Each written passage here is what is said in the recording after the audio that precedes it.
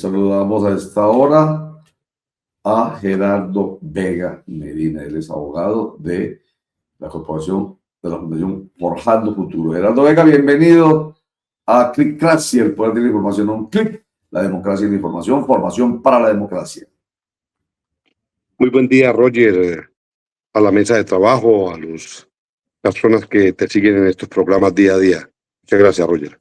Muchas gracias, señor. Primero, vamos a pedirle a Javier Arboleda que nos haga el contexto de esta conversación con Gerardo Vega. Javier, adelante.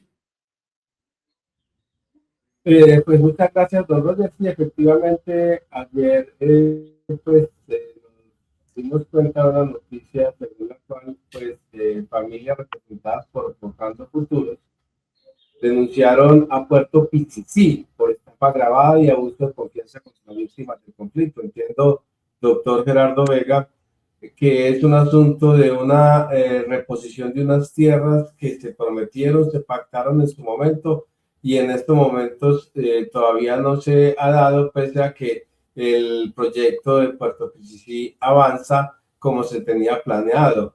Es un poco también la historia de, como lo estamos viendo en este documental que ustedes montaron en redes sociales, algunos parceleros que fueron asesinados por grupos paramilitares debido a la reclamación de la tierra que ellos estaban haciendo y que obviamente pues eso les generó este impasse, no solamente a ellos, sino a la comunidad entera que se llenó de miedo frente a la situación que estaba pasando. Entonces, ¿cuál es el contexto? ¿Por qué la denuncia por abuso de confianza y estafa, doctor Gerardo? Y un poco que nos cuente la historia de Puerto Piccicí, que es un proyecto necesario para la zona, pero que también tiene que respetar algunas condiciones que se habían planteado por parte de las comunidades. Sí, buen día. Pues nosotros hemos asesorado a las víctimas, hayan presentado la denuncia el día de antier por estafa agravada y por abuso de confianza. ¿Por qué estos dos tipos penales? Porque se hizo un acuerdo con la empresa en cabeza de Teófilo Lemus, que es el representante legal de Piccicí, y con el señor José María Pernás, ciudadano español que hace parte de la dirección de Puerto Piccicí y que pues, es socio inversionista, es lo que entendemos nosotros, siempre se ha presentado de esa manera. Se hizo en plena pandemia, cuando estaba en proceso judicial la restitución de tierras de ese predio. Ese predio son 30 hectáreas que están ubicados allí a 10 minutos de la cabecera principal de Turbo. Antier estuve allá en el municipio, estuve en el consejo municipal hablando de este tema, exponiendo esta situación. El día martes estuvimos allá en el municipio de Turbo. Y bueno, esas dos figuras, porque en ese acuerdo se pactó que Piccicí, la empresa, otorgaría o entregaría un año después de expedida la licencia de funcionamiento, la licencia de construcción y funcionamiento y la concesión, un año después de la firma de esa concesión, entregaría una vivienda a cada una de esas 6 familias, hasta por 150 millones de pesos, un proyecto productivo de 100 millones de pesos, una tierra de 30 hectáreas para esas 6 familias y financiaría la constitución de una empresa asociativa que permitiría que ellos participaran en la contratación del personal que trabajaría en el puerto y de allí devengarían una especie de pensión por 28 años, 3 salarios mínimos para cada uno de los jefes de hogar de esas familias. Eso como compensación por lo que allí había ocurrido. En los años 97, 98, 99 fueron asesinados 3 personas, más una niña torturada, una niña también violada, una niña ahí en ese terreno. Estas familias a la vez eran miembros o militantes de la Unión Patriótica. Candelario Pérez de la Rosa era el secretario, Joel Quintero era concejal y Luis Eduardo concejal del municipio de Turbo y militantes de la Unión Patriótica. En ese proceso de exterminio que hubo contra este partido, fue muy fuerte en la región de Urabá, ellos fueron asesinados. sus familias despojadas de las tierras, y pues bueno, esa es la reclamación. Se hace un acuerdo con PCC, porque PCC para esa época no existía. PCC se crea en el año 2015, pero allá hay socios locales en Turbo que han estado toda la vida allí en la región y en el municipio de Turbo, y empresarios que posteriormente pues llegaron y compraron esa tierra, compraron, digamos, pues a precios realmente muy baratos esa tierra. Cuando nosotros encontramos la situación, pues para no impedir el progreso, el desarrollo y la construcción del puerto, se hizo un acuerdo, ese que acabo de mencionar. Y además continuamos con el proceso judicial. El proceso judicial, ya los jueces fallaron, reconocieron a esas víctimas, les compensaron económicamente una parte a esas víctimas, les dieron ya un recurso, se les pagó, falta únicamente 2 de ellas, que la unidad de restitución de tierras tiene la orden de los jueces de entregarle una tierra en compensación. Antier estuvimos en eso, mirando unos pequeños predios que tiene la unidad de restitución, mirando a ver cuáles pues son los óptimos para estas 2 familias. Entonces, mire, el Estado colombiano y los jueces ya cumplieron. Aquí lo que falta es que cumpla la empresa PCC. Desafortunadamente hemos tenido unas 2 o 3 reuniones con el representante legal. Ha dicho que sí, que van a intentar, que ellos tienen unas diferencias ahora económicas con los socios internacionales, que no han hecho el cierre financiero, después de 6 años no han hecho cierre financiero y no han pagado las pólizas al Estado. Por eso cursa una investigación en la Agencia Nacional de Infraestructura, es lo que conocemos, así lo ha dicho el informe de la Agencia Nacional de Infraestructura, y hay una multa por parte del Estado a esta empresa.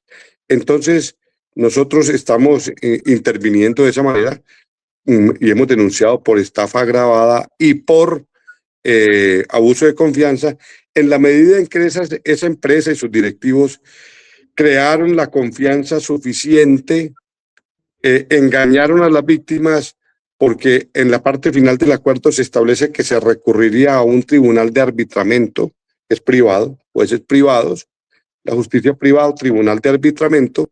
A ello acuden mucho a las empresas internacionales.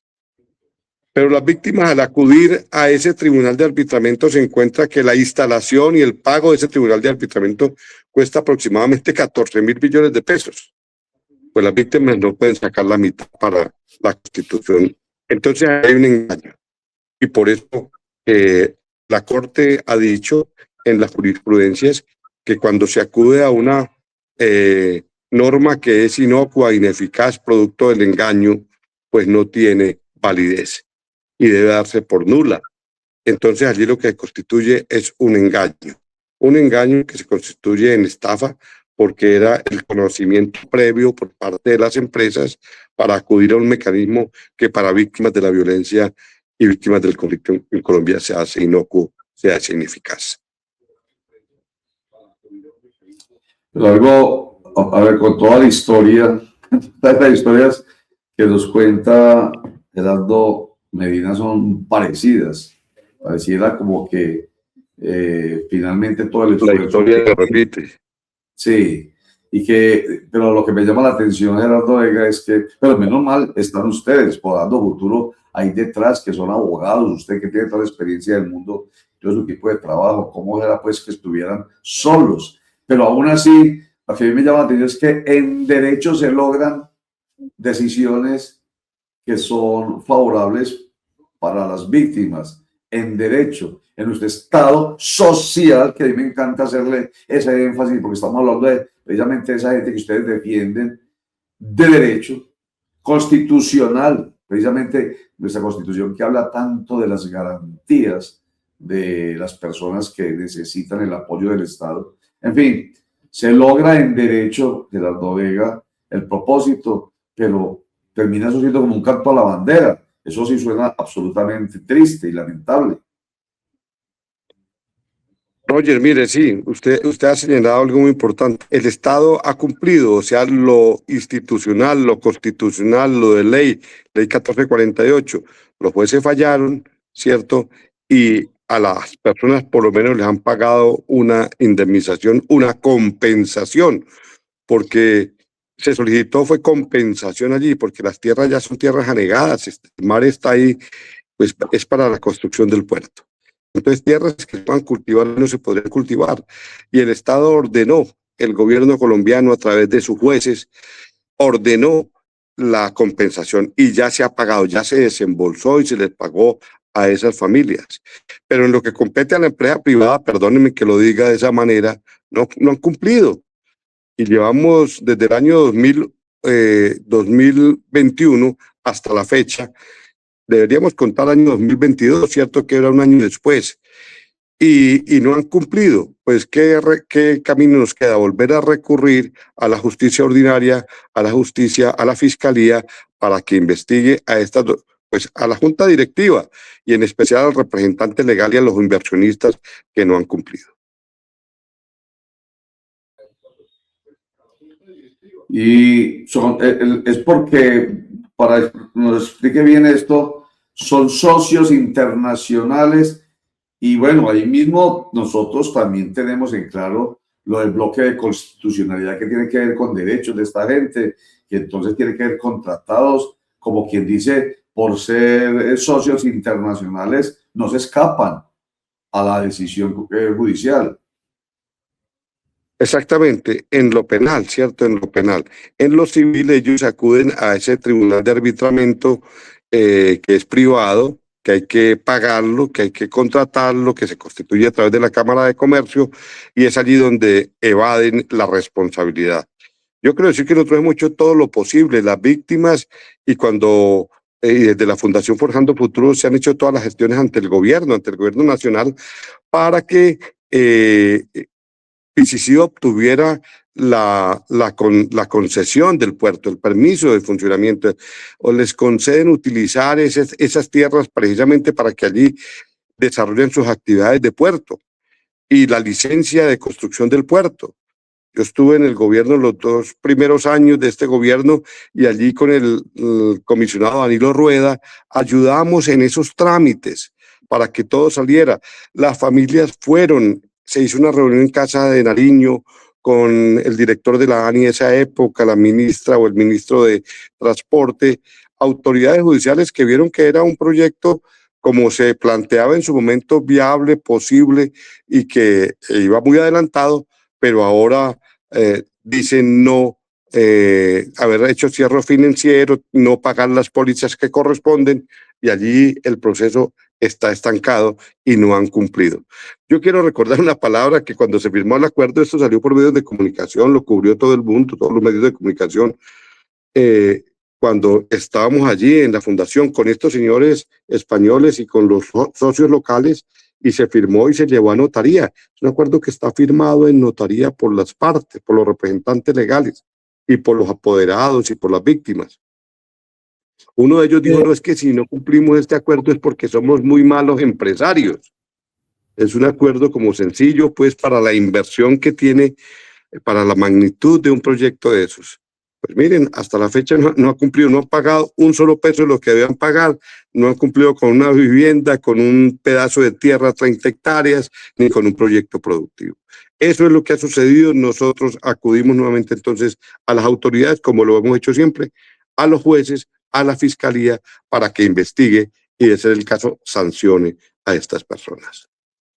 Doctor Gerardo Vega, para claridad de nuestros internautas, expliquemos un poco qué es Puerto PCC, no se confunda con Puerto Antioquia, son 2 proyectos que tienen, digamos, sus razones diferentes. Este Puerto PCC fue concebido como el primer aeropuerto que se está construyendo en el país y de alguna manera tiene que ver un poco con compensaciones para la zona. Expliquemos un poco la diferencia de uno y otro y por qué se centra el accionar de ustedes en Puerto PCC.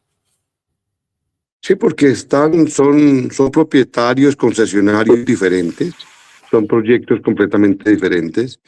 Puerto Antioquia, lo que sabemos es que es de inversión fundamentalmente francesa, con socios locales donde están empresarios bananeros. Allá hay otro tipo de dificultades, pero no me voy a meter en eso, nosotros no tenemos representación de esas personas. Está ubicado en Nueva Colonia, ¿cierto? En la Nueva Colonia, Es un puerto bastante grande. Ya ayer informaban, empiezan las operaciones ahí en Puerto Antioquia. Y en Puerto PCC es una sociedad de unos inversionistas locales ahí del municipio de Turbo y unos inversionistas, hasta donde conocimos en esa fecha, españoles y asiáticos. Así se presentaba el proyecto. Y había sido tramitado ya inicialmente ante las autoridades colombianas, ante el Ministerio de Transporte, y pues tenía las aprobaciones que debía tener. Les faltaba la licencia de construcción del puerto y la concesión. Habían ya permisos y otras cosas otorgadas. Había sido modificada esa licencia de construcción, había sido retirada y luego nosotros ayudamos para que volviera a expedirse. O sea, hemos estado de acuerdo en que el puerto se construya.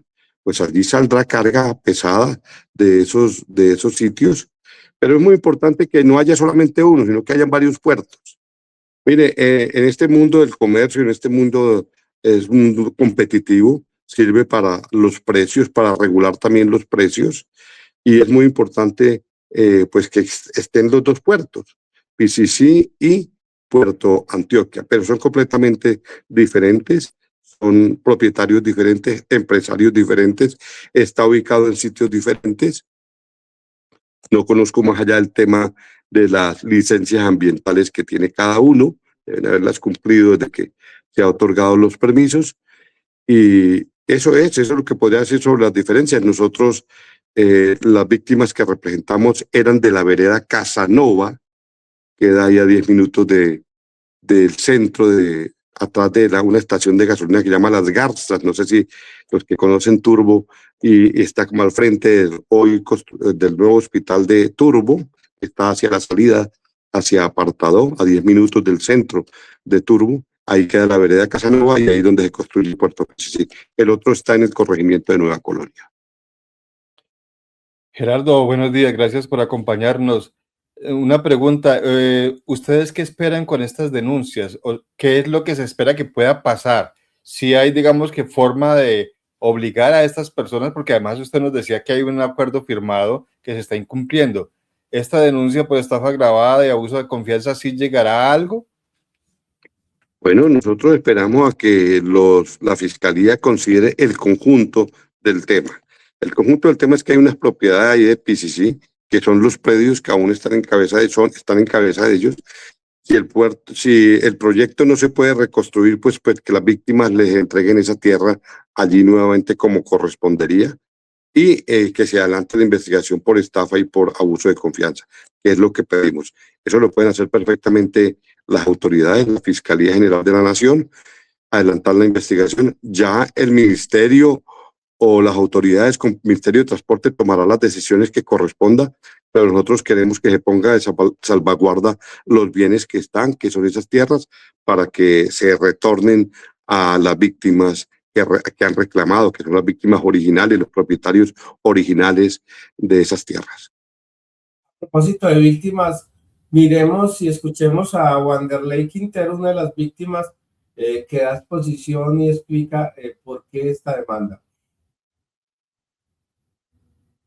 Del conflicto dentro del caso que se conoce como Reclamantes Casanova versus Sociedad Portuaria PCC S.A. Tenemos por decir lo que en su momento denunciaba Gerardo Vega Medina, uno de nuestros abogados dentro de este proceso. Nos hemos visto en la necesidad de denunciar penalmente a la sociedad portuaria por una de las conductas tipificadas como estafa agravada, entre otras. Desafortunadamente hemos sido utilizados, fuimos engañados para llegar a un acuerdo en medio de un proceso de restitución, mismo que nunca cumplió la sociedad portuaria. Nos cansamos de reclamar, nos cansamos de solicitar, pero ellos siempre hicieron caso omiso. Tengo por decir que uno de los firmantes desafortunadamente falleció y hoy pues ya no va a disfrutar ni de la reparación que el Estado otorga, ni del acuerdo que a día de hoy la sociedad portuaria ha incumplido. Doctor Gerardo Vega, el decir de las víctimas es que ellos agotaron todas las instancias y que de alguna manera esta, la que ustedes están anunciando hoy, es la última posibilidad que ellos tienen para recuperar lo prometido en ese acuerdo. Sí, es así, efectivamente. Nosotros somos testigos de que se han agotado todas las posibilidades, por lo menos hasta donde vemos ahora las posibilidades, en reuniones de manera directa, en escritos, con Puerto PCC. Y ahora lo que está en riesgo, pues para las víctimas es que el propio Estado, como le han incumplido también al Estado colombiano, y está a punto la sanción por parte del Estado colombiano. Entonces, pues, que se garantice que esa propiedad, pues, si pasa al Estado, bien que pase al Estado colombiano, ¿cierto? Al gobierno colombiano, pero lo lógico y lo correcto sería que pase a las víctimas, porque eran las propietarias originales de esos predios. Eso ya está determinado ante la Unidad de Restitución de Tierras, emitió la resolución que correspondía, lo mismo que el juez de restitución ya reconoció a esas víctimas, por eso les otorgó una compensación y entonces pues allí no hay duda sobre la calidad de los reclamantes, la calidad de esas personas que reclaman esa propiedad. Por eso entonces hemos tomado la decisión de avanzar también judicialmente. Avanzar es la denuncia que se ha hecho ante la Fiscalía, pues para que conozca de manera conjunta el gobierno, porque para que pueda, si va a incautar esos predios, pues que sepa que tiene unos propietarios ya reconocidos por los jueces, para que se otorgue entonces la propiedad de esas tierras a esas familias. Gerardo, ¿cuánto lleva la Fundación Forjando Futuros en este proceso de defensa de personas víctimas de despojos y de esta violencia aterradora que hemos sufrido en nuestro país?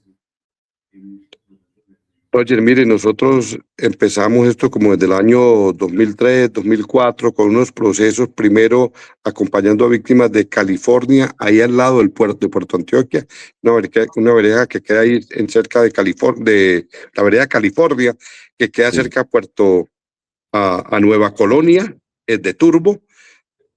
En esa época, en general, estuvimos el día lunes haciendo una reunión con todos los reclamantes de tierra. Roger, hay familias que están reclamando desde el 2008 y que no ha sido posible que esos procesos tengan un final en sentencia. 2008, le voy a poner el caso de La Teca, otra vereda ahí cercana. ¿Qué pasó con ese proceso? Lo empezamos en Justicia y Paz, en los procesos de Justicia y Paz que de la ley 975, cuando el presidente Uribe expidieron la ley de Justicia y Paz, y allí se empezó a hablar del tema de restitución. Y nosotros empezamos esos procesos allí. Luego se expidió la ley 2011. Bueno, esos procesos pasaron luego al procedimiento de la ley 1448, que es la ley de víctimas y restitución de tierras. Recuerdo que en su momento uno de los directores nacionales presentó esas demandas, nosotros las habíamos atendido, ellos nos dijeron, permítame, nosotros recogemos ese proceso y lo presentamos en la medida en que con nosotros había bastante conflictividad por parte de esos empresarios, no querían reconocer esas víctimas, los presentaron ellos, la Unidad de Restitución de Tierras fueron los abogados iniciales, les devolvieron, les inadmitieron la demanda 2 veces. Y en el año 2017 retomamos nosotros ese proceso. El año 2019 el proceso entonces pasó a una jurisdicción de restitución colectiva que tiene unas solicitudes de comunidades negras, más de 2.000 solicitantes en un mismo caso, y ahí está detenido el proceso. Nosotros estamos advirtiendo, esos procesos los estamos llevando ya a la Corte Interamericana, ya hemos presentado unos de ellos, de esos casos, en la medida en que Colombia no ha avanzado en esos casos. En otros ha sido exitoso el proceso, como este de PCC, ya fallaron a favor. Llevamos allí cerca de 10.000 hectáreas que hemos venido trabajando, son 350 procesos más o menos en la región de Urabá y en el oriente antioqueño, y otros 400 procesos que representamos ante la Jurisdicción Especial por la Paz. Nosotros estamos en esto desde que se creó la fundación, año 2003 aproximadamente. Doctor, un caso emblemático de el Urabá ha sido, no sé si ustedes ahí tienen alguna injerencia o han participado, pero ha sido un caso emblemático el tema de la hacienda La Virgen del Cobre en Necoclí. Entiendo que hubo en estos días un acuerdo para desestrabar la entrega de este predio a las víctimas del paramilitarismo en esa región. Ustedes que saben del caso, ese acuerdo sí es viable, por fin esa hacienda va a volver a las víctimas o qué va a pasar con esa, porque se ha convertido, si se quiere, como en un símbolo de la restitución de tierras en Urabá. Sí, la Virgen del Cobre es una hacienda que queda ahí a la entrada del municipio de Necoclí, abajo del corregimiento Pueblo Nuevo, pero queda 5 minutos de Necoclí. Es una hacienda muy famosa, muy conocida, que estaba muy bien tenida, la finca muy bien mantenida, se veía una hacienda muy bonita. Se ha señalado siempre que era de una familia Ocampo, un señor Ocampo que le decían Pelusa, y que era como con vínculos con el narcotráfico desde ese tiempo con Pablo Escobar. O sea, es una cosa muy antigua, muy conocida por todo el mundo en la región de Urabá.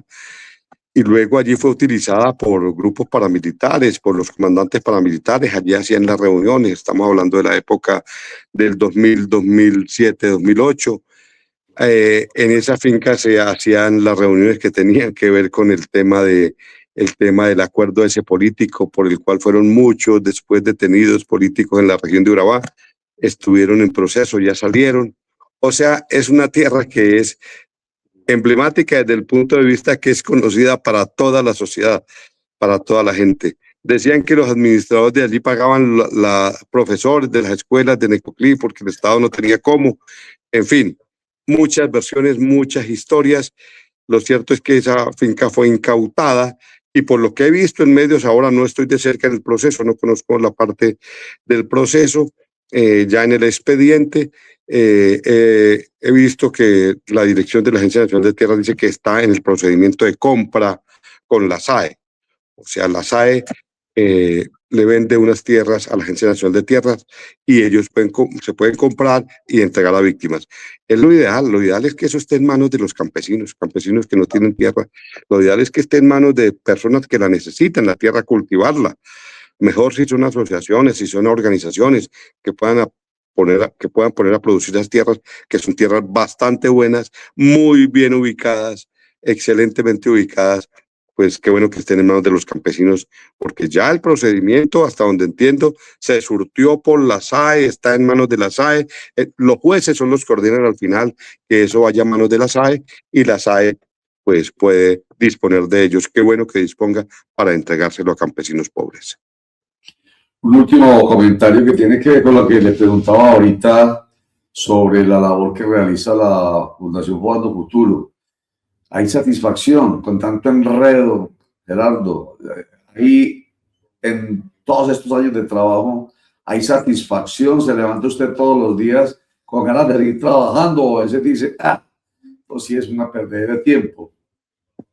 No, Roger, hemos logrado cosas muy importantes para las víctimas en la región de Urabá. La restitución de cerca de 10.000 hectáreas es ya una cosa muy significativa. Hemos logrado articular otros proyectos a la restitución de tierras, como son los mejoramientos de vivienda. Imagínense que hace un año ya empezamos a lograr que esas personas en tierras como Guacamayas, que queda cerca de Bajirá, eso había sido un problema, el acueducto no tienen cómo, está muy alejado, eso que es horas de Chigorodó.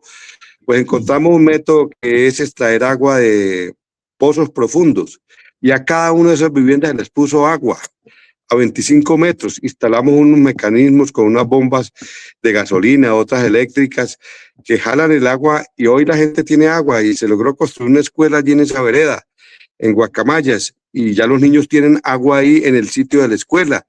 Para nosotros realmente fue sorprendente que hayan mecanismos que realmente son fáciles y que no son muy costosos y que la gente tenga agua en sus viviendas. Habíamos intentado con unos acueductos que quedan desde una loma Cuchillo, que se llama allí cerca, que queda como a 2 kilómetros, pero eso era demasiado costoso. Fuimos con universidades, y encontramos un mecanismo mucho más fácil y más rápido, que es extraer agua de la profundidad de la tierra. A 25 metros se está haciendo. Ya estuvimos por allá, nos invitaron Pares, la fundación que dirige León Valencia, porque ellos trabajan ya temas alternativos, también de energía alternativa. Fuimos a ver si es posible pozos profundos en La Guajira para comunidades allá de esa región. Fuimos a ver, a estudiar, a mirarlo, porque fue exitoso lo que hicimos aquí en Bajirá. Entonces, eso es satisfactorio realmente, Roger, claro. Falta muchísimo por hacer, falta muchísimo, pero es satisfactorio el trabajo nuestro, el equipo nuestro vive satisfecho de lo que hacemos y lo hacemos con ganas y con fuerza todos los días en favor de esas comunidades. Bueno, eso es bien importante, porque cuando hablamos de el Estado somos todos, pero no hay que esperar todo del Estado, porque a veces, por lo que hemos visto hoy precisamente, no tiene toda la fuerza que uno cree que tiene. El Estado son, por ejemplo, personas como las que conforman la Fundación Forjando Futuros, que logran eso que la Constitución Política de Colombia tiene, pensando en la dignidad humana, y ustedes lo buscan y lo encuentran, si haya altibajos, hay satisfacción. Eso me alegra, quería saber eso y que la teleaudiencia y nuestros internautas lo sepan, para que no pensemos como eso. Yo lo pienso, Gerardo, a veces ¿será que están ahí arando en tierra desierta? Pero no, se han logrado grandes cosas y eso es muy importante, Gerardo Vega. Así que, pues, hombre, felicitaciones, sigan para adelante y muy agradecido porque nos atienda, porque nos ayuda precisamente a llevar esta esperanza a nuestros internautas y televidentes, Gerardo Vega. Mil gracias, Gerardo. Roger, a usted muchas gracias, a todo el equipo de trabajo, a toda la teleaudiencia, muy amables, muchas gracias, buen día. Buen día, señor Gerardo Vega.